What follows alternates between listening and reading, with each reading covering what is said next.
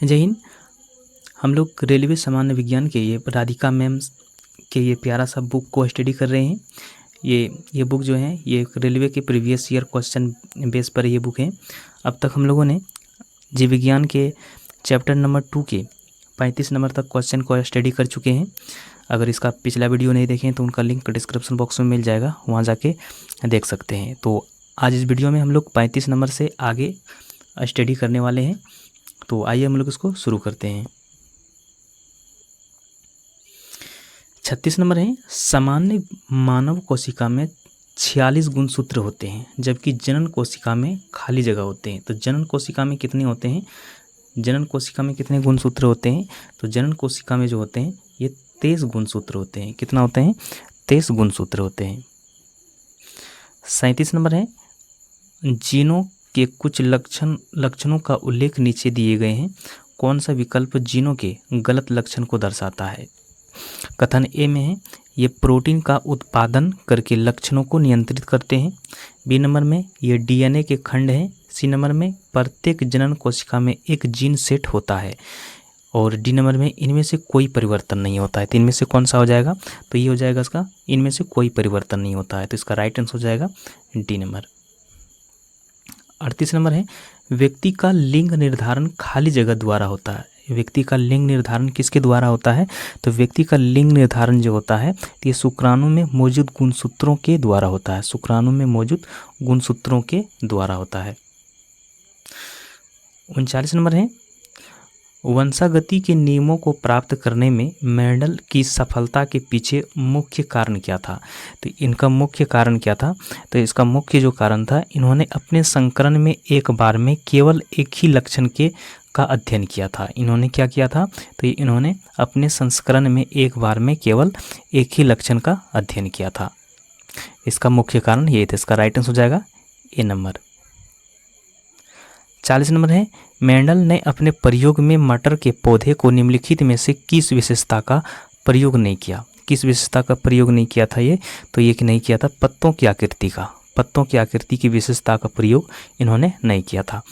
41 number है, निम्नलिखित में कौन सा कथन सही है? इनमें से कौन सा कथन सही है? ए नंबर में है, प्रत्येक प्रोटीन के लिए एक विशिष्ट जीन होता है। बी नंबर में प्रत्येक हार्मोन के लिए एक विशिष्ट प्रोटीन होता है। सी नंबर में प्रत्येक प्रोटीन के लिए एक विशिष्ट आरएनए होता है। और डी नंबर में प्रत्येक हार्मोन के लिए एक विशिष्ट गुणसूत्र होता है। इनमें से कौन सा सही हो जाएगा? तो ये जो है ए नंबर में प्रत्येक प्रोटीन के लिए एक विशिष्ट जीन होता है। तो इसका राइट आंसर हो जाएगा ए नंबर। 42 नंबर है, निम्न में कौन सा कथन गलत है? कथन ए में है, प्रत्येक जीन एक विशेष लक्षण प्रदर्शित करता है। बी नंबर में प्रत्येक जनन कोशिका प्रत्येक युग्म से एक गुणसूत्र ग्रहण करेगी। सी नंबर में युग्मक निर्माण के समय दे युग्म विकल्पी एक साथ आते हैं। और डी नंबर में जीन गुणसूत्रों पर स्थित होता है। तो इसमें से कौन सा हो जाएगा? तो ये हो जाएगा आपका राइट आंसर सी नंबर, युग्म निर्माण के समय दे युग्म विकल्पी एक साथ आते हैं, यानी दो आते हैं। ठीक है, तो इसका राइट आंसर हो जाएगा सी नंबर। 43 नंबर है, मेंडल द्वारा प्रयोग किए गए प्रयोग के तरीकों के आधार पर नीचे दिए गए कथनों में से सही कथन का चयन कीजिए। ए नंबर में कथन है, आरंभ में पौधों का पर निषेचन किया गया था, उसके बाद स्वनिषेचन किया गया। बी नंबर में केवल स्वनिषेचन किया गया था। सी नंबर में आरंभ में पौधों का स्वनिषेचन किया गया था, इसके बाद पर निषेचन किया गया। और डी नंबर में जो है यह है केवल पर निषेचन किया गया। तो इसका कौन सा हो जाएगा? तो ये हो जाएगा इसका, आरंभ में पौधों का पर निषेचन किया गया था, इसके बाद स्वनिषेचन किया गया था। इसका राइट हो जाएगा ए नंबर।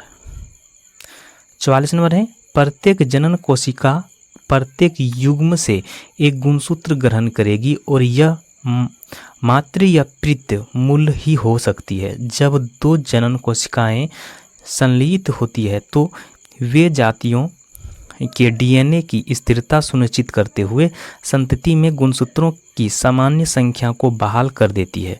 वंशागति की इस तरह की प्रणाली को खाली जगह में वर्णित किया गया है। तो किसमें ये वर्णित किया गया है?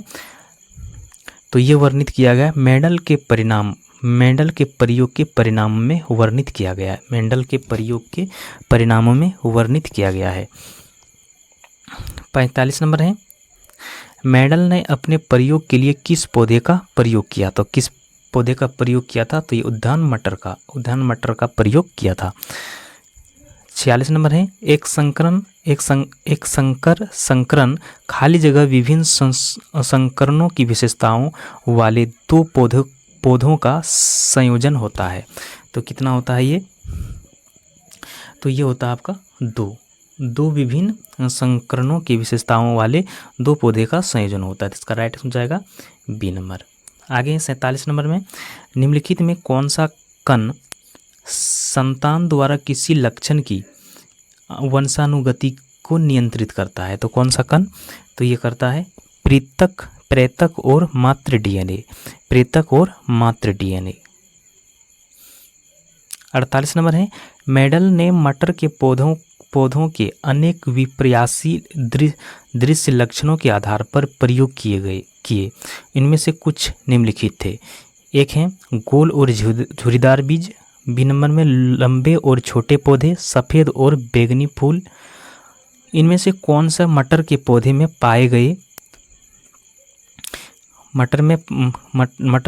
में पाए जाने वाले अप्रभावी लक्षण हैं? तो इसमें से कौन सा था? तो ये था झुर्रीदार छोटे और सफ़ेद था इसका लक्षण। इसका राइट आंसर हो जाएगा डी नंबर। 49 नंबर है, मेंडल के संकरण में एक शुद्ध लंबे पौधे का एक बौने पौधे के साथ संकरण कराया गया। F2 पीढ़ी में जीनोटाइप अनुपात क्या था? F2 पीढ़ी में जीनोटाइप का अनुपात क्या था इसका? तो इसका था 3:1 था। 50 नंबर है, इनमें से कौन सा वह पहले व्यक्ति थे जिन्होंने प्रत्येक पीढ़ी में किसी विशेष लक्षण को प्रदर्शित करने वाले पौधों या जीवों की गणना करने के लिए अपने विज्ञान और गणित के ज्ञान को सम्मिश्रित किया था? तो ये कौन था इसमें से? तो ये था ग्रेगर जॉन मेंडल था। 51 नंबर है, मनुष्य में लक्षणों के वंशागति के नियम नीचे वर्णित कुछ तथ्यों से संबंधित होते हैं। इन तथ्यों में से एक के अलावा अन्य सभी सही है। गलत विकल्प का चयन कीजिए। तो ए नंबर में है, माता और पिता दोनों बच्चों के लिए समान मात्रा में आनुवंशिक पदार्थों का योगदान करते हैं। बी नंबर में, प्रत्येक लक्षण के लिए प्रत्येक बच्चों में 2 संकरण असंगत जीन होना चाहिए। आगे सी नंबर में है, प्रत्येक लक्षण के लिए प्रत्येक बच्चों में एक ही संकरण या असंगत जीन होना चाहिए। और डी नंबर में है, प्रत्येक लक्षण माता और पिता दोनों के डीएनए से अप्रभावित होते हैं। तो इसमें से कौन सा हो जाएगा? तो इनमें से जो है ये सी नंबर में, प्रत्येक लक्षण के लिए प्रत्येक बच्चों में एक ही संकरण या असंगत जीन होना चाहिए। इसका राइट आंसर हो जाएगा सी नंबर। 52 नंबर में टी यानी स्मॉल टी और कैपिटल टी है। कैपिटल टी और स्मॉल टी, फिर स्मॉल कैपिटल डब्ल्यू और स्मॉल डब्ल्यू जीन प्रारूप वाले निर्मित युग्मों का प्रदर्शित कितना प्रतिशत था? प्रतिशत कितना होगा? तो इसका जो था ये था 25%। कितना था? ये 25% था। आगे है, मानव में लिंग गुणसूत्रों के कितने युग्म मौजूद होते हैं? कितने युग्म मौजूद होते हैं? तो ये एक युग्म मौजूद होते हैं। 54 नंबर है, मटर के पौधों पर मेंडल के प्रयोग के अनुसार बोनेपन की तुलना में प्रभावी लक्षण कहा गया। क्योंकि खाली जगह क्यों कहा गया था इसको? ये कहा गया था इसलिए कि कोई पौधा लंबा होगा भले ही उसके लंबेपन के लिए एक जीन हो या 2 जीन हो। तो इसका राइट आंसर हो जाएगा डी नंबर। 55 नंबर है, निम्न में कौन सा कथन गलत है? कथन ए में है, सभी बच्चों में वाई गुणसूत्र उनके माँ से वंशागत होते हैं। बी नंबर में, कुछ प्राणियों जैसे घोंघे जीवन में अपने लिंग परिवर्तन कर सकते हैं। सभी मानव गुणसूत्र युग्मित नहीं होते हैं। लिंग विभिन्न जातियों में विभिन्न कारकों द्वारा निर्मित होते हैं। तो इसमें कौन सा हो जाएगा? तो ये हो जाएगा आपका ए नंबर में, सभी बच्चे में वाई गुणसूत्र उनके माँ से वंशागत होता है। तो इसका राइट हो जाएगा ए नंबर। 56 नंबर है, क्या X गुणसूत्र वाले शुक्राणुओं और Y गुणसूत्र वाले शुक्राणुओं के बीच कोई दृश्य भिन्नता होती है? तो इसमें से भिन्नता कौन सी होती है? तो ये भिन्नता जो होती है, ये भिन्नता नहीं होते हैं, इनके आकार या गतिशीलता में कोई अंतर नहीं होते हैं। इनकी आकार और गतिशीलता में इनका कोई अंतर नहीं होता है। इसका राइट हो जाएगा डी नंबर। 57 नंबर है, मनुष्यों में संतान का लिंग खाली जगह द्वारा निर्धारित होता है। मनुष्यों में संतान का लिंग खाली जगह द्वारा निर्धारित होता है। तो किसके द्वारा होता है ये? तो ये जो होता है पितृ गुणसूत्रों से निर्धारित होता है, यानी पिता के गुणसूत्र से। 58 नंबर है, मेंडल से पहले कई वैज्ञानिक ने मटर और अन्य जीवों में लक्षणों के वंशागति का अध्ययन शुरू कर दिया था, लेकिन मेंडल वंशागति के नियम देने में असफल रहे। मेंडल की सफलता से संबंधित कुछ तर्क नीचे दिए गए हैं, जिनमें से एक के अलावा अन्य सभी सही हैं। गलत तर्क का चयन कीजिए। तो तर्क ए नंबर में जो है ये हैं, इन्होंने प्रत्येक पीढ़ी में किसी विशेष लक्षण वाले जीवों को गिनती रखी थी। बी नंबर में उन्होंने एक समय में एक लक्षण की वंशागति अध्ययन किया, जबकि उनमें से पहले के वैज्ञानिकों ने जीवों के संपूर्ण रूप से लेकर अध्ययन किया था। सी नंबर में इन्होंने अपने विज्ञान और गणित के ज्ञान को मिश्रित किया। डी नंबर में इन्होंने छोटे आकार के नमूने के आधार पर काम किया। तो इसका कौन सा हो जाएगा? तो ये हो जाएगा आपका डी नंबर, इन्होंने छोटे आकार के नमूने के आधार पर काम किया था। इसका राइट हो जाएगा डी नंबर। 59 नंबर है, जब मेंडल ने मटर के लंबे पौधे का संकरण मटर के बोने पौधे के साथ कराया तो प्राप्त सभी संतति लंबे पौधे थे। जब उन्होंने गोल बीज वाले पौधे का झुर्रीदार बीज वाले पौधे के साथ संकरण कराया तो प्राप्त सभी संतति गोल बीज वाले पौधे थे। यदि वे झुर्रीदार बीज वाले लंबे पौधे का संकरण गोल बीज वाले बोने पौधे के साथ कराते तो प्राप्त संतति पौधे किस प्रकार के होते? तो किस प्रकार का होता? तो ये जो होता, ये होते गोल बीज वाले लंबे पौधे होते। 60 नंबर है, मानव नरों में मौजूद लिंग गुणसूत्र XY हैं, इनके बीच क्या अंतर है? इसके बीच अंतर क्या होता है?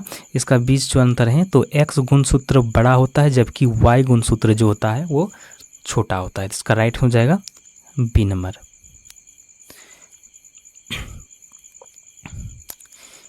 61 नंबर है, लक्षणों की वंशागति को नियंत्रित करने वाले नियमों की खोज में मेंडल ने सफल होने का एक कारण इनमें से क्या था? इनमें से एक कारण क्या था? इन्होंने संतति की संख्यात्मक गणना की थी। इन्होंने संतति की संख्यात्मक की गणना की थी। 62 नंबर है, यदि मेंडल ने F2 पीढ़ी का अध्ययन नहीं किया होता तो क्या होता? तो ये होता कि वह पता नहीं लगा पाते कि अप्रभावी लक्षण नष्ट नहीं होते हैं। तो इसका राइट हो जाएगा सी नंबर। 63 नंबर है, पीले बीजों वाले तद्रुप प्रजनन वाले एक लंबे मटर के पौधे का संकरण हरे बीजों वाले तद्रुप प्रजनन वाले बोने मटर के पौधों के साथ कराया जाता है तो F1 पीढ़ी में सभी पौधे लंबे थे। इस प्रयोग से क्या निष्कर्ष निकाला जा सकता है? इसमें से क्या निष्कर्ष निकाला जा सकता है? तो इसमें निकाला जा सकता है कि लंबापन बोनापन पर प्रभावी या हावी था। तो ये निकाला जा सकता है। इसका राइट हो जाएगा ए नंबर।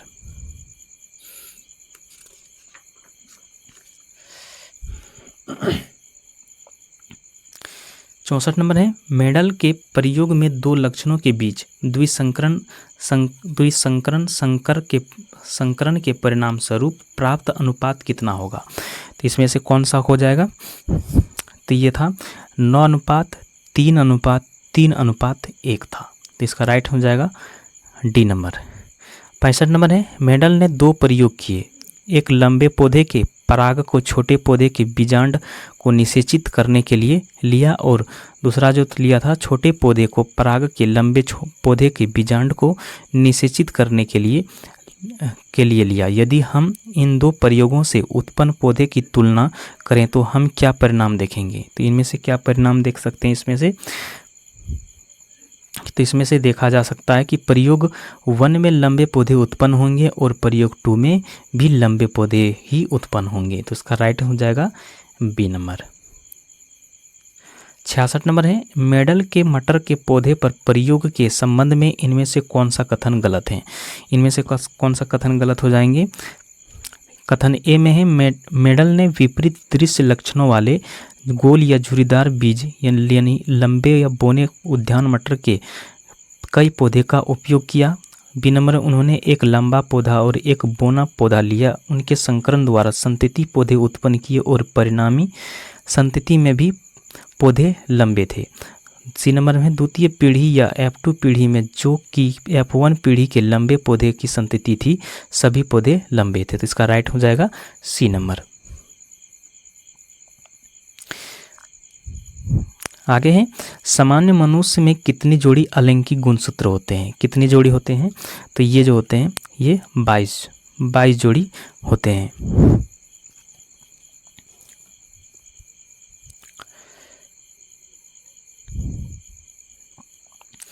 आगे है 68 नंबर में, एक सामान्य मनुष्य में कितने लिंग गुणसूत्र होते हैं।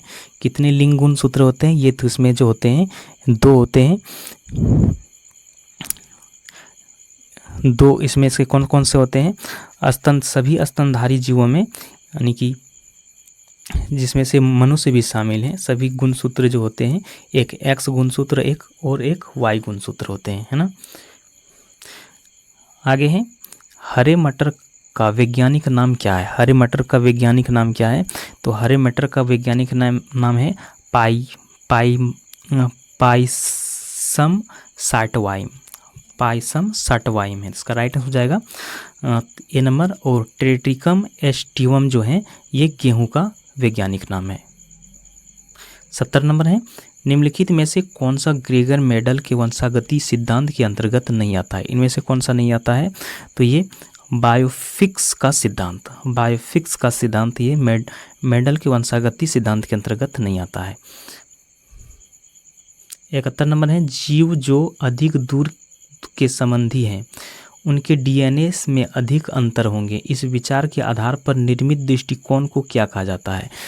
तो इसका क्या कहा जाता है, आणविक जातिवृत्त। आगे है, यौन प्रजनन में माता पिता का योगदान होता है। यौन प्रजनन में माता पिता का योगदान कितना होता है, तो ये अपने जीन का आधा हिस्सा, अपने जीन का कितना होते हैं, ये आधा हिस्सा होते हैं। 73 नंबर है, एक सामान्य मानव शरीर कोशिका में क्रोमोसोम होते हैं, तो कितने होते हैं क्रोमोसोम। ये क्रोमोसोम जो होते हैं ये 46 होते हैं और 23 जोड़े होते हैं। 74 नंबर है, गुणसूत्र किससे संबंधित है। गुणसूत्र जो होते हैं किससे संबंधित होते हैं, ये आनुवांशिक लक्षणों के संचरण से संबंधित होते हैं। 75 नंबर है, उस बिंदु का क्या नाम है जिस पर क्रोमोसोम में क्रोमैटिक जुड़ते हैं, तो क्या नाम है इसमें, तो इसकी है सेंट्रोमियर है। 76 नंबर है, रिक्त स्थान में सबसे उपयुक्त विकल्प भरें। यदि एक पौधे का समजनी जजत्व है तो समलक्षणी खाली जगह होगा, तो क्या हो जाएगा इसका, तो ये हो जाएगा बोना और गोल हो जाएगा। 77 नंबर है, मटर के पौधे में पाया जाने वाला गुण निम्नलिखित में से कौन सा नहीं है। तो इनमें से कौन सा नहीं हो जाएगा, तो ये झुर्रीदार बीज। मेडल ने मटर के पौधे के उन लक्षणों पर विचार किया जो स्वर्धा विपरीत थे। तो इसके लक्षण जो प्रभावी लक्षण थे वो बीज का आकार और इसका अप्रभावी लक्षण जो थे ये गोल, झुर्रीदार, पीला, हरा, बैंगनी, सफ़ेद, फूली हुई, संकीर्ण हुई, हरा, पीला, ये सब थे, लेकिन झुर्रीदार बीज नहीं थे। तो इसका राइट हो जाएगा ए नंबर। आगे है, वनस्पति भागों या बीज के बजाय कोशिकाओं के माध्यम से नए पौधे को उगाना कहा जाता है, तो क्या कहा जाता है, तो ये कहा जाता है उत्तक कल्चर कहा जाता है, यानी टिश्यू कल्चर। आगे है, एक नवजात बालिका की कोशिकाओं में गुणसूत्र का कौन सा संयोजन होता है। तो ये कौन सा संयोजन होता है, तो ये होता है 44 गुणसूत्र प्लस XX, 44 गुणसूत्र प्लस XX। आगे है निम्नलिखित में से कौन सा कथन सत्य है। इनमें से कौन सा कथन सत्य है। कथन ए में टिड्डों तथा कुछ अन्य कीटों के नरों में सिर्फ 4 लिंग गुणसूत्र या सेक्स क्रोमोसोम होते हैं। बी नंबर में किसी नर में 1 एक्स गुणसूत्र और 2 वाई गुणसूत्र होते हैं। सी नंबर है मानव में 46 गुणसूत्र होते हैं जिसमें से 42 यानी 21 जोड़े अलैंगिक गुणसूत्र होते हैं। और डी नंबर है द्विगुणित जीव जिनमें लिंग अलग अलग होते हैं कि द्विगुणित कोशिकाओं में गुणसूत्रों का एक विशेष जोड़ा होता है जो लिंग का निर्धारण करता है और इन्हें हम लिंग गुणसूत्र कहते हैं। इसमें से कौन सा हो जाएगा। तो ये हो जाएगा आपका डी नंबर, द्विगुणित जीव जिनमें लिंग अलग अलग होते हैं कि द्विगुणित कोशिका में गुणसूत्रों का एक विशेष जोड़ा होता है। तो इसका राइट हो जाएगा डी नंबर।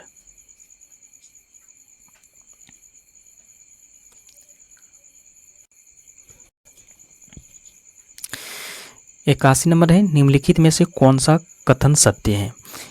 कथन ए में है मानव में 46 गुणसूत्र पाए जाते हैं जिसमें से 42 यानी 21 जोड़े ऑटोसोम्स और 2 यानी 4 जो हैं यानी 2 जोड़े लिंग गुणसूत्र होते हैं।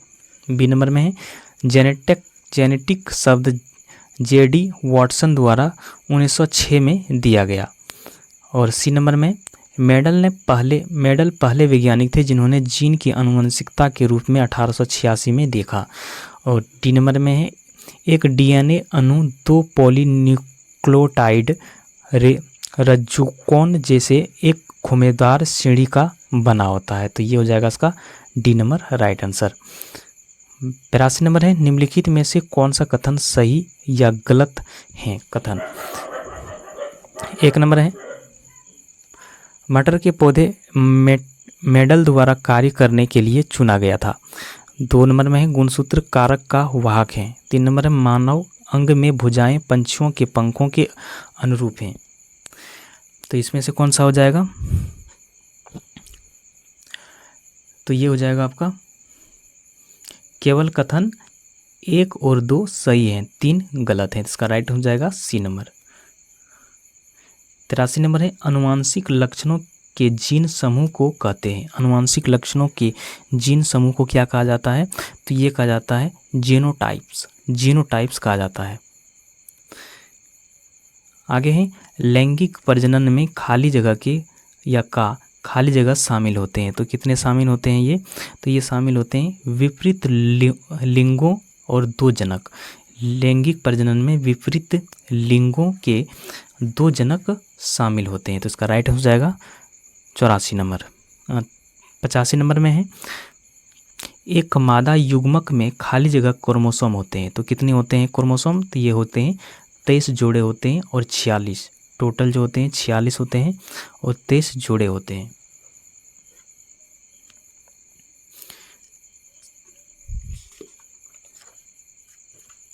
आगे 86 नंबर है मानव के अनिश्चित अंडे में होते हैं। मानव के अनिश्चित अंडे में होते हैं। तो क्या होते हैं ये। तो ये होते हैं एक एक्स क्रोमोसोम होते हैं। 87 नंबर है किस प्रकार का पुनर्जनन अधिक विविधता ला सकता है। तो किस प्रकार के। तो ये लाते हैं लैंगिक जनन। आगे पीढ़ी F1 में दिखाई देने वाले लक्षण हैं। तो ये किस प्रकार के लक्षण हैं। तो ये प्रबलता। आगे खाली जगह ने वंशानुक्रम के नियमों को प्रतिपादित किया था। तो किसने किया था ये। तो ये किया था ग्रेगर जॉन मेडल ने किया था। आगे है आधुनिक अनुवांशिकी का जनक किसे माना जाता है। तो किसे माना जाता है ये। तो ये माना जाता है ग्रेगर जॉन मेंडल को।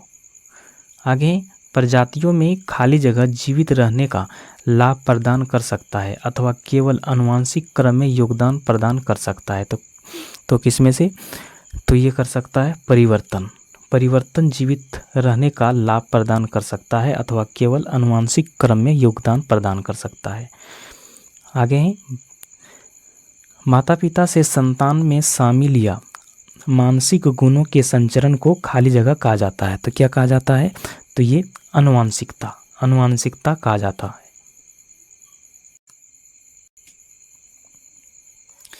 आगे 93 नंबर है, निम्नलिखित रोगों में से कौन सा एक अनुवांशिक विकार है? इनमें से कौन सा है? तो ये है थैलेसेमिया है। इसका राइट आंसर हो जाएगा ए नंबर। 94 नंबर है, जीन उत्परिवर्तन निम्न में से किसके कारण होता है? जीन उत्परिवर्तन निम्न में से किसके कारण होता है? तो ये होते हैं नाइट्रोजनी क्षारों के अनुक्रम में परिवर्तन, नाइट्रोजनी क्षारों के अनुक्रम में परिवर्तन। इसका राइट हो जाएगा सी नंबर। आगे है डाई हाइब्रिड संकर क्रॉस में विपर्यासी लक्षण को खाली जगह जोड़ी पाई जाती है। विपर्यासी लक्षण के उत्पन्न जोड़े स्वतंत्र रूप से व्यवहार करते हैं। एक जोड़े स्वतंत्र रूप से वर्गीकरण करता है। तो इसमें से क्या हो जाएगा? तो ये हो जाएगा दो जोड़ी पाई जाती है। इसका राइट हो जाएगा सी नंबर। 96 नंबर है, खाली जगह उत्परिवर्तन यानी म्यूटेशन अनुवांशिक नहीं होता है। तो कौन सा? तो ये हो जाएगा आपका दैहिक उत्परिवर्तन। इसका राइट हो जाएगा डी नंबर। 97 नंबर है, यदि मनुष्य में गुणसूत्रों की संख्या 46 है तो मनुष्यों की दैहिक कोशिकाओं में कितने गुणसूत्र विद्यमान होते हैं? तो कितने होते हैं ये? तो ये 46 ही होते हैं। 98 नंबर है, वह गुण जो F1 पीढ़ी में प्रभाव रखता है और स्पष्ट रूप से देखा जाता है वो खाली जगह है। तो वो क्या है? तो वह है परवल है। 99 नंबर है, मेडल के नियम केवल तभी लागू होता है जब माता पिता शुद्ध प्रजनन है। तो इसका राइट हो जाएगा ए नंबर। F1 जनरेशन में F2 जनरेशन में फिनोटाइपिक अनुपात क्या है? फिनोटाइपिक अनुपात क्या है? तो इसका अनुपात है 9:3:3:1। इसका राइट हो जाएगा बी नंबर। एलिन होता है। एलिन क्या होता है? एलिन जो होता है तो ये जीन का वैकल्पिक रूप होता है। एक प्रकार का जीन का वैकल्पिक रूप होता है एलील। आगे विश्वास और प्रथाओं का एक संग्रह जिसका उपदेश मानव आबादी की आनुवंशिक गुणवत्ता में सुधार लाना होता है। यह किस आनुवंशिक के क्षेत्र में कहा जाता है? तो किस आनुवंशिक क्षेत्र में कहा जाता है? तो ये यूजेनिक्स क्षेत्र में कहा जाता है। आगे खाली जगह विज्ञान की वह शाखा है जिसका उपदेश मानव जनसंख्या आनुवंशिक गुणवत्ता में सुधार लाना है। तो किस में है ये? तो ये है आपका यूजेनिक्स विज्ञान की वह शाखा है। तो इसका राइट हो जाएगा सी नंबर। 104 नंबर है, आमतौर पर मेंडेलियन कारक क्या कहलाते हैं? मेंडेलियन कारक क्या कहलाता है ये? तो ये कहलाता है जीन कहलाता है। आगे वंशानुक्रम की इकाई है। वंशानुक्रम की इकाई क्या है? तो ये है जीन होता है वंशानुक्रम की इकाई। 106 नंबर है, मेडल ने मटर के पौधों को चुना क्यों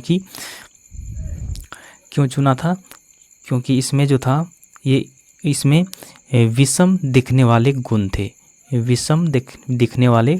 इसमें। आगे विविधता खाली जगह है। विविधता क्या है? तो ये एक ही प्रजाति के व्यक्तियों के बीच अंतर, एक ही माता पिता के संतानों के बीच का अंतर, माता पिता और संतानों के बीच का अंतर यानी उपयुक्त सभी इसमें से हो जाएगा। विविधता ये कहलाता है। तो इसका राइट हो जाएगा सी नंबर। 108 नंबर है, एक ही प्रजाति की विभिन्न आबादियों के बीच की आनुवंशिक भिन्नता को खाली जगह कहा जाता है। तो ये क्या कहा जाता है? तो ये कहा जाता है आनुवंशिक विविधता कहा जाता है। आगे मेंडल ने किस आधार पर युग्मों की शुद्धता का नियम दिया? तो किस आधार पर दिया था ये? तो ये दिया था एक संकर संकरण यानी मोनोहाइब्रिड क्रॉस के शुद्धता के नियम पर दिया था। इसका राइट हो जाएगा डी नंबर। आगे मटर के पौधे में खाली जगह कैरेक्टर होते हैं। कौन से कैरेक्टर होते हैं इसमें? तो ये होते हैं झुर्रीदार बीज कैरेक्टर होते हैं। आगे इनमें से कौन सा पुरुषों में पाया जाता है? तो कौन सा? तो वाई गुणसूत्र पुरुषों में पाया जाता है और एक्स गुणसूत्र जो होते हैं ये महिलाओं में पाया जाता है। आगे है पुनर्जनन का अर्थ खाली जगह। पुनर्जनन का अर्थ क्या होता है? तो ये है ये छोटे खंड से जीव के पूरे शरीर का निर्माण। पूरे शरीर का निर्माण। इसका राइट हो जाएगा बी नंबर। आगे हैं अब है जैव विकास। जैव विकास में निम्न में से कौन सा जॉर्जेस कुवियर द्वारा अभिज्ञात 3 विशिष्ट मानव जातियों यानी नस्लों में से नहीं है? इनमें से कौन सा नहीं है? तो ये है लेपलेड्रोइड जो है ये नहीं है, इसका राइट हो जाएगा ए नंबर।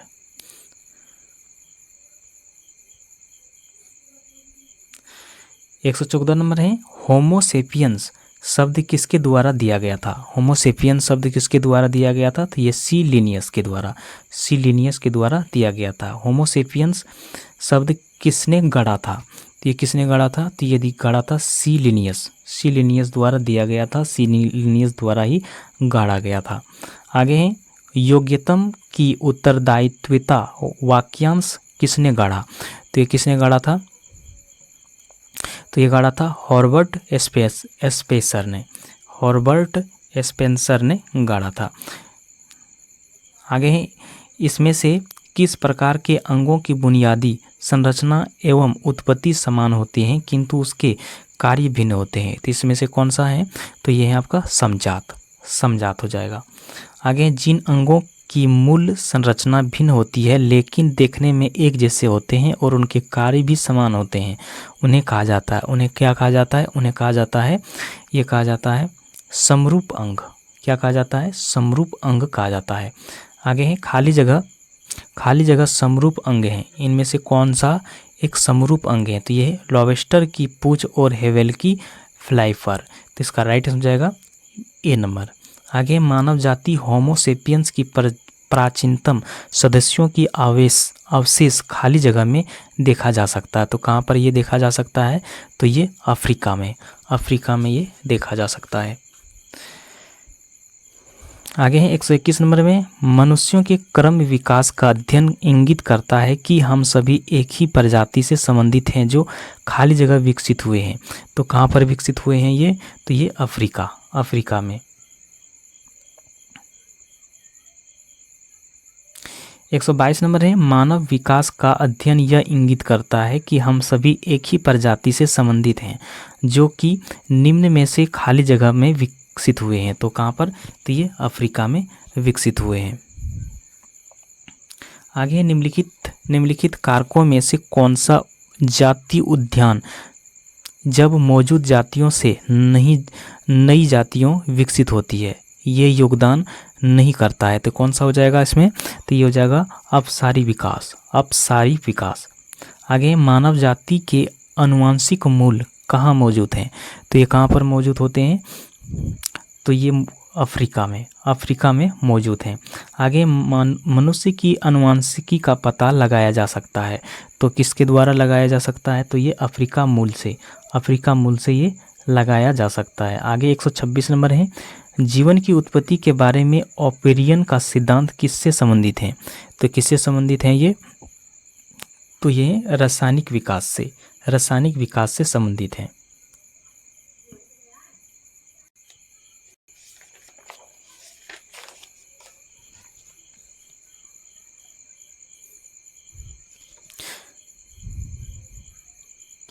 अब चैप्टर नंबर 3 है यानी उत्तक टिश्यू से हम लोग देखते हैं इसको।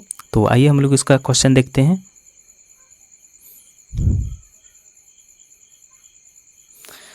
पहले हैं जंतु उत्तक। 1 नंबर है निम्न में से कौन सा उत्तक वृक्क नलिकाओं की भित्तियों का निर्माण करता है? तो कौन सा? तो ये कौन सा करता है? ये उपकला उत्तक निर्माण करता है। 2 नंबर है माइटोकॉन्ड्रिया के विचित्र अंग क्यों माना जाता है? तो विचित्र अंग क्यों माना जाता है? क्योंकि इनमें जो है राइबोसोम और डीएनए होता है, साथ ही में ये कोशिका का बिजली घर भी होता है, उनके साथ साथ राइबोसोम और डीएनए उपलब्ध होता है, ये मौजूद होता है, इसलिए इसको विचित्र अंग माना जाता है। आगे निम्न में से कौन सा मानव शरीर के संचलन के लिए मुख्यतः उत्तरदायी है? तो कौन सा है? तो ये है पेशी और संयोजी उत्तकों का संयोजन। इसका राइट हो जाएगा डी नंबर। आगे है जंतु उत्तक द्वारा किए जाने वाले कुछ एक विशेष कार्यों का उल्लेख नीचे दिया गया है। तो तो ए नंबर में है यह अंगों का अंदर के अवकाश को भर देता है। बी नंबर में यह आंतरिक अंगों के सहारा देता है। और सी नंबर में यह ऊतकों की मरम्मत में सहायक होता है। तो इसमें से नीचे दिए गए विकल्पों में से ऊतक का पहचान कीजिए। इसमें से कौन सा हो जाएगा? तो इसमें से जो हो जाएगा ये हो जाएगा अवकाशी ऊतक, ये हो जाएगा अवकाशी ऊतक। 5 नंबर में हड्डी निम्न में से किस प्रकार के ऊतक का उदाहरण है? हड्डी जो है ये किस प्रकार के ऊतक का उदाहरण है? तो ये संयोजी ऊतक का है। आगे इनमें से कौन सा ऊतक त्वचा के नीचे और आंतरिक अंगों के बीच पाया जाता है? तो कौन सा? तो ये वसा ऊतक पाया जाता है। 7 नंबर है इनमें से कौन सा ऊतक की मरम्मत में मदद करता है? तो कौन करता है? तो ये एरियोलर ऊतक जो है ऊतक की मरम्मत के लिए कार्य करता है। 8 नंबर है हमारे शरीर में वसा संचायक ऊतक कौन सा है? तो ये कौन सा है? तो ये है एडिपोज ऊतक है। आगे ऊतक क्या होता है? ऊतक जो होते हैं वे कोशिकाओं जो मूल रूप से दिखने और कार्य करने में समान होते हैं। तो ये हो जाएगा इसका राइट आंसर। 10 नंबर है उन कोशिकाओं के समूह को जिनकी उत्पत्ति और संरचना समान होते हैं और जो एक विशेष कार्य करने के लिए विशेषज्ञता प्राप्त होते हैं। उदाहरण के लिए शरीर में मांसपेशियों की कोशिकाएं उन मांसपेशियों को बनाती है जो शरीर की गति से संबंधित हैं। को क्या कहा जाता है? तो इसको क्या कहा जाता है? तो इसको कहा जाता है ऊतक कहा जाता है। 11 नंबर है त्वचा के नीचे और आंतरिक अंगों के बीच खाली जगह ऊतक बनता है। तो कौन सा ऊतक बनता है? तो ये बनता है वसा ऊतक बनता है। आगे 12 नंबर में इनमें से क्या एक पशु ऊतक नहीं है? इनमें से कौन पशु ऊतक नहीं है?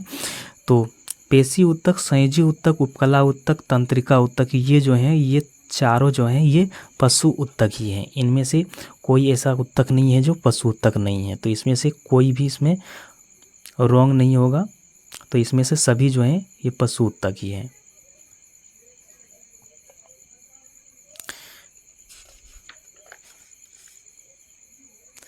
तेरह नंबर में खाली जगह ऊतक हमारे मुंह की आंतरिक अस्तर को बनाता है। तो कौन सा ऊतक? तो ये बनाता है सरल एक्वेमस और एपिथेलियम। तो इसका राइट हो जाएगा सरल एक्वेस एपिथेलियम ऊतक जो है हमारे मुंह की आंतरिक अस्तर को बनाता है। आगे है स्ट्रेटिफाइड स्क्वेमस एपिथेलियम किसमें मौजूद होते हैं? तो किसमें होते हैं? तो ये त्वचा में मौजूद होते हैं। आगे हैं खाली जगह ऊतक में मैट्रिक्स होते हैं और कोशिकाएं मैट्रिक्स से सन्निहित होते हैं। तो किसमें?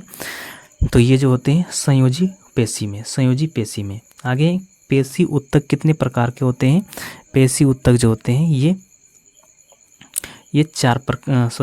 3 प्रकार के होते हैं। पेशी ऊतक कितने प्रकार के होते हैं? ये 3 प्रकार के होते हैं। ठीक है, ये 3 प्रकार के होते हैं। कौन कौन से? रेखित पेशी, अरेखित पेशी और हृदय पेशी होते हैं ये 3 प्रकार के। आगे मानव शरीर की त्वचा का सबसे बाह्य परत कहलाता है। बाह्य परत क्या कहलाता है? ये कहलाता है एपिडर्मिस कहलाता है। 18 नंबर है निम्नलिखित में से संयोजी ऊतक नहीं है। इनमें से संयोजी ऊतक कौन सा नहीं है? तो ये तंत्रिका कोशिका। आगे हैं स्क्वेमस एपिथेलियम ऊतक फेफड़ों के एल्वेलाई और जानवरों के अन्य हिस्सों में पाया जाता है जहां संकुचन और विश्राम होता है। तो क्या हो जाएगा इसका? तो ये अस्थाई इसका राइट हो जाएगा ए नंबर। आगे किस प्रकार के कोशिका से त्वचा बनी है? किस प्रकार के कोशिका से त्वचा बनी है? तो ये बनी है अधिचर्म कोशिका से। आगे खाली जगह ऊतक के प्रकार ग्रंथियां बनते हैं। खाली जगह ऊतक के प्रकार से ग्रंथियां बनते हैं। किस प्रकार से? तो ये एपिथेलियल ऊतक के प्रकार से ग्रंथियां बनते हैं। आगे जंतु कोशिकाओं में वृक्क को यांत्रिक समर्थन प्रदान करने के लिए खाली जगह एपिथेलियम उसकी आंतरिक परत निर्मित करता है। तो कौन सा? तो ये हो जाएगा आयत फलकी। इसका राइट हो जाएगा ए नंबर। आगे हिस्टामिन स्रावक कोशिकाएं खाली जगह में पाई जाती है। तो किसमें? ये संयोजी ऊतक में पाई जाती है। आगे है अवकाशोतक खाली जगह के बीच एक पूरक ऊतक यानी फिल्टर टिश्यू का काम करता है। तो कौन सा? तो ये करता है त्वचा और मांसपेशियां। आगे है पुराने जाइलम में किस प्रकार के अपशिष्ट उत्पादों को संग्रहित किया जाता है? तो किस प्रकार के? तो ये करते हैं रेजिन और गोंद करते हैं। आगे पादपों में अपशिष्ट उत्सर्जन की प्रक्रिया के संबंध में इनमें से कौन सा कथन सही है? तो कथन जो है ये है पादप मिट्टी में अपशिष्ट पदार्थों का उत्सर्जन नहीं करते हैं। बी नंबर में कार्बन डाइऑक्साइड प्रकाश संश्लेषण में उत्पन्न एक अपशिष्ट उत्पाद है। पादप में अतिरिक्त जल को स्थानांतरण द्वारा निकाल दिया जाता है।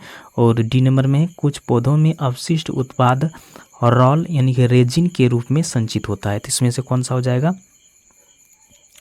तो ये हो जाएगा आपका डी नंबर में कुछ पौधे में अपशिष्ट उत्पाद रॉल यानी रेजिन के रूप में संचित होते हैं। तो इसका राइट हो जाएगा डी नंबर।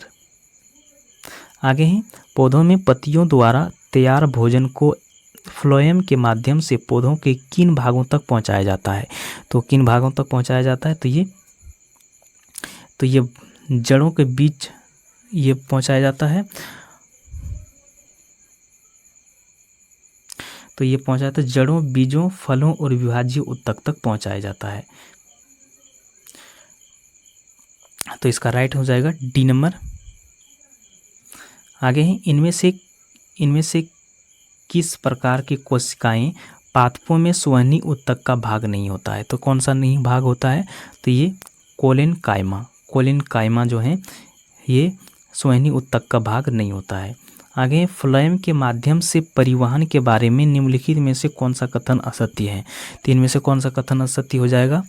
तो ये हो जाएगा फ्लोएम में परिवहन में जीडीपी और सीटीपी का उपयोग होता है। तो ये हो जाएगा इसका राइट आंसर, सत्य नहीं है। आगे हैं 30 नंबर में निम्न में से क्या जाइलम वाहिकाओं को जलरोधी बनाता है? तो कौन सा बनाता है? तो ये लिगिन बनाता है, लिगिनन बनाता है। इसका राइट हो जाएगा डी नंबर। आगे पौधे अपने अपशिष्ट उत्पादों को किन विभिन्न भागों में संग्रहित करता है? तो कहाँ पर ये संग्रहित करता है? तो ये करता है पत्तियों, रसधानियों और पुराने जाइलम में। पत्तियों, रसधानियों और पुराने जाइलम में संग्रहित करता है। आगे फ्लोएम पौधे का सुवहनी ऊतक होता है जो खाली जगह परिवहन करता है। तो कहाँ पर परिवहन करता है? तो ये गैसों का परिवहन करता है। 33 नंबर है निम्नलिखित में से किसकी उपस्थिति जटिल पादपों का एक विशिष्ट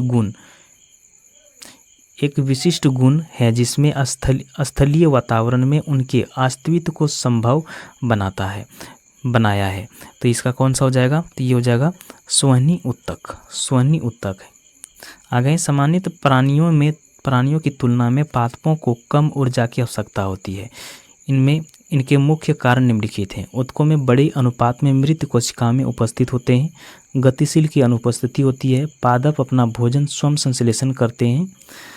4 नंबर में श्वसन के दौरान पादप O2 मुक्त करते हैं। तो इसका कौन सा हो जाएगा? तो ये हो जाएगा आपका बी नंबर जो है 1 और 2 जो इसका कथन है वो राइट हो जाएगा, वो सही है। आगे निम्नलिखित में से कौन सा उत्सर्जित उत्पाद पौधों के पुराने जाइलम में संग्रहित होते हैं? तो कौन सा? तो ये होते हैं रॉल में संग्रहित होते हैं। आगे 36 नंबर में निम्नलिखित में से कौन सा कथन फ्लोएम के संबंध सही है?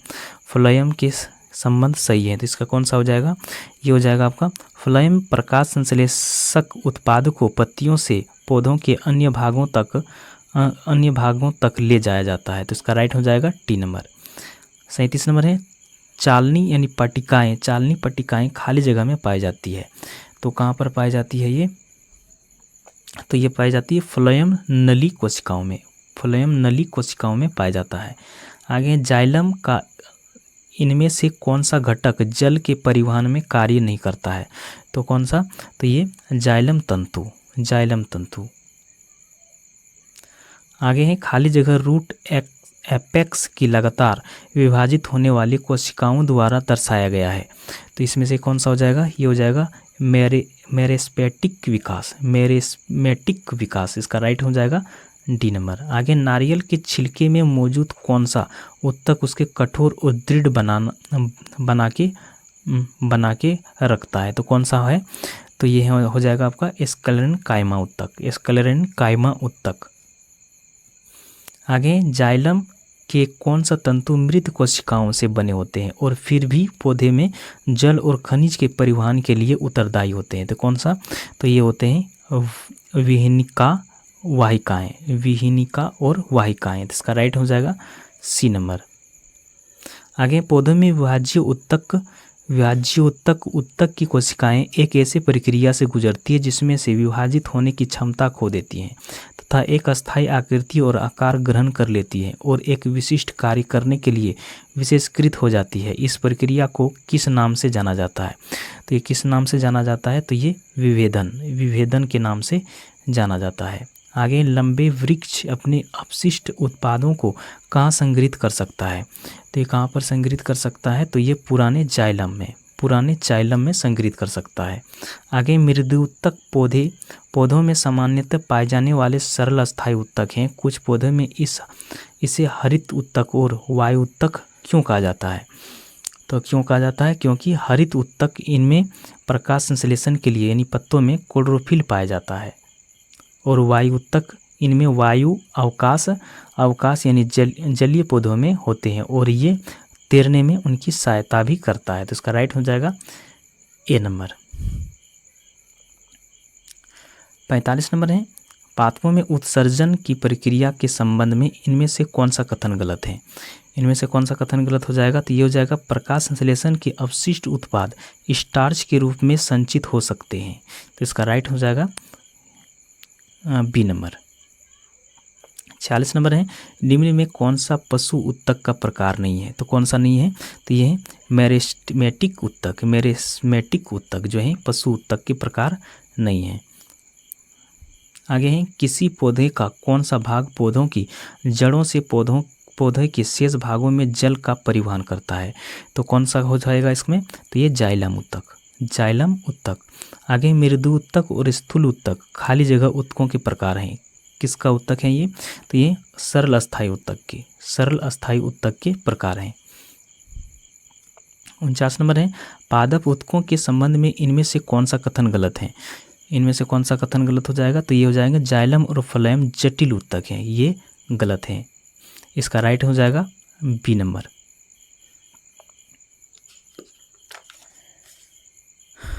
आगे है, खाली जगह उत्तक सोहन पुल बनाते हैं। कौन सा उत्तक सोहन पुल बनाता है? तो ये जाइलम और फ्लोएम। आगे, फ्लोएम खाली जगह के अतिरिक्त निम्नलिखित में से अन्य सभी से मिलकर बना है। तो किससे मिलकर बना है? तो ये फ्लोएम वाहिका से मिलकर बना है। 52 नंबर है, कौन सा स्थायी उत्तक एक पौधे को कठोर और मजबूत बनाता है? तो कौन सा स्थायी उत्तक? तो ये स्क्लेरेनकाइमा उत्तक कठोर और मजबूत बनाता है। आगे, निम्नलिखित में से कौन सा पौधों की बाह्य त्वचा का कार्य नहीं है? तो कौन सा नहीं है?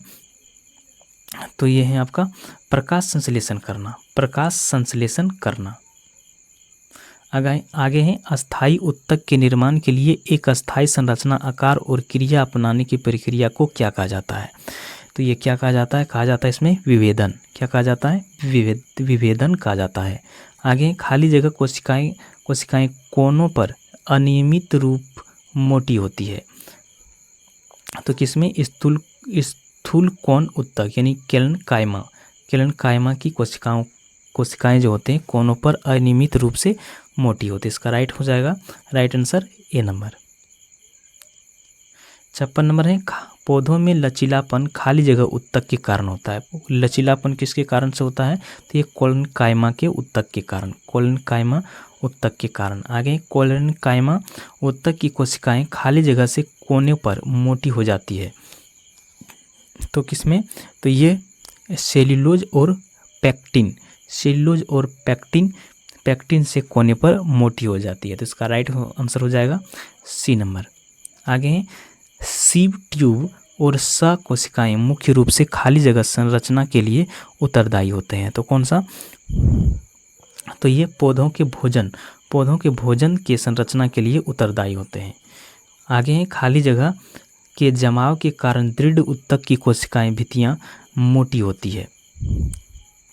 तो ये लिग्नन के जमाव के कारण दृढ़ उत्तक की कोशिकाएं भित्तियां मोटी होती है। आगे निम्न में से कौन सा विकल्प तने और जड़ों के शीर्ष पर पाया जाता है? तो कौन सा? तो ये पाया जाता है शीर्ष विभाज्य उत्तक। आगे निम्न में से कौन सा सरल अस्थायी उत्तक नहीं है? तो कौन सा नहीं है? तो यह है आपका जाइलम। आगे 62 नंबर में खाली जगह एक जटिल अस्थायी उत्तक है। तो कौन सा जटिल अस्थायी उत्तक नहीं है? तो खाली जगह एक जटिल अस्थायी उत्तक ये हो जाएगा आपका फ्लायम जो है जटिल अस्थायी उत्तक है। आगे निम्नलिखित में से कौन सा एक सरल अस्थायी उत्तक नहीं है? तो सरल अस्थायी उत्तक कौन सा नहीं है? तो ये आपका जाइलम जो है ये सरल अस्थायी उत्तक नहीं है। आगे है 64 नंबर में निम्नलिखित में से कौन सा उत्तक मुख्य रूप से मृत कोशिकाओं में से बना है? कौन सा उत्तक मृत कोशिकाओं से बना है ये? तो ये जाइलम जो है ये मृत कोशिकाओं का बना हुआ है। आगे निम्नलिखित में से कौन सा उत्तक का अंतरकोशिकीय क्षेत्र बड़ा होता है? तो कौन सा? तो ये पेरेन्काइमा उत्तक के। आगे पौधों के तनों में छल्लों के रूप में पाए जाने वाले आकृति जो उनकी वृद्धि में सहायक होते हैं, निम्न में से कौन से उत्तक पाए जाते हैं? कौन सा पाए जाते हैं? तो ये लेटरल मेरिस्टेमेटिक उत्तक, इसका राइट हो जाएगा ए नंबर। आगे निम्नलिखित में से कौन सा उत्तक जड़ों से खाद्य पदार्थों का परिसंचरण करता है? कौन सा उत्तक? तो ये करता है जाइलम करता है। आगे खाली जगह उत्तक की कोशिकाएं अलग अलग प्रकार के अस्थायी उत्तक बनाने के लिए पृथक होते हैं। तो कौन सा उत्तक? तो ये करते हैं विभाज्य उत्तक करते हैं। आगे मेरिस्मेटिक उत्तक एक विशेष भूमिका निभाते हैं और अपनी विभाजित करने की क्षमता को त्याग देते हैं और तब खाली जगह बनाते हैं। तो क्या बनाते हैं ये? तो ये अस्थायी उत्तक बनाते हैं। आगे रूट टिप या शूट टिप में कौन सा उत्तक पाया जाता है? तो कौन सा उत्तक पाया जाता है? तो ये विभाज्य उत्तक पाया जाता है। आगे अंतर्वेशी विभाज्य उत्तक पाए जाते हैं। तो किसमें पाए जाते हैं ये? तो ये पाए जाते हैं पत्तियों के तल में पाए जाते हैं। आगे खाली जगह के कारण जड़ तथा तने के घेरों में वृद्धि होती है। तो किसके कारण से? तो ये वृद्धि होते हैं पार्श्व विभाज्य उत्तक के कारण वृद्धि होते हैं। आगे है पौधों में प्राथमिक वृद्धि इससे होती है लंबवत विभाज्य उत्तक से, पार्श्व विभाज्य उत्तक, अंतर्वेशी विभाज्य उत्तक और शीर्ष विभाज्य उत्तक। इसके कौन सा हो जाएगा? तो ये हो जाएगा आपका अंतर्विभाज्य उत्तक और शीर्ष विभाज्य उत्तक। इसका राइट हो जाएगा बी नंबर। 74 नंबर है निम्नलिखित में से किन अस्थायी उत्तकों में कोशिकाएं मृत होती है? तो किसमें होते हैं? तो ये स्क्लेरन कायमा में। आगे वनस्पति उत्तक का खाली जगह परिपक्वता पर जीवित प्रोटोप्लाज्मा धारण नहीं करता है। तो कौन सा हो जाएगा इसमें? तो ये दृढ़ उत्तक परिपक्वता पर जीवित प्रोटोप्लाज्मा धारण नहीं करता है। आगे साधारण अस्थायी उत्तकों के 3 प्रकार हैं। तो कौन कौन से हैं ये? तो ये हैं पेरेन्काइमा, कोलिनकाइमा और स्क्लेरनकाइमा। तो इसका राइट आंसर हो जाएगा सी नंबर। आगे किस प्रकार के उत्तक में एक समान कार्य करने वाली विभिन्न प्रकार की कोशिकाएं होती है? तो कौन सा हो जाएगा? तो ये हो जाएगा जटिल उत्तक। आगे खाली जगह में पहली कोशिकाएं भित्ति के साथ अपेक्षाकृत विशिष्ट कोशिकाएं होती है। तो किसमें? तो ये जो होते हैं ये पेरेन्काइमा में पतली कोशिकाएं भित्ति के साथ अपेक्षाकृत विशिष्ट कोशिकाएं भी होती है।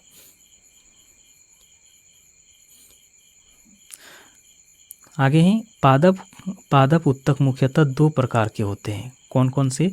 खाली जगह और खाली जगह। कौन कौन से होते हैं? तो ये होते हैं विभाज्य उत्तक और एक अस्थायी उत्तक।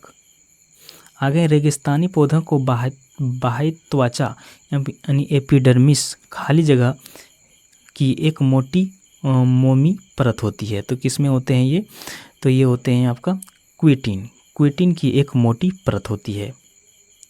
आगे वृक्षों में सामग्री के परिवहन में सहायक ऊतक को क्या कहा जाता है?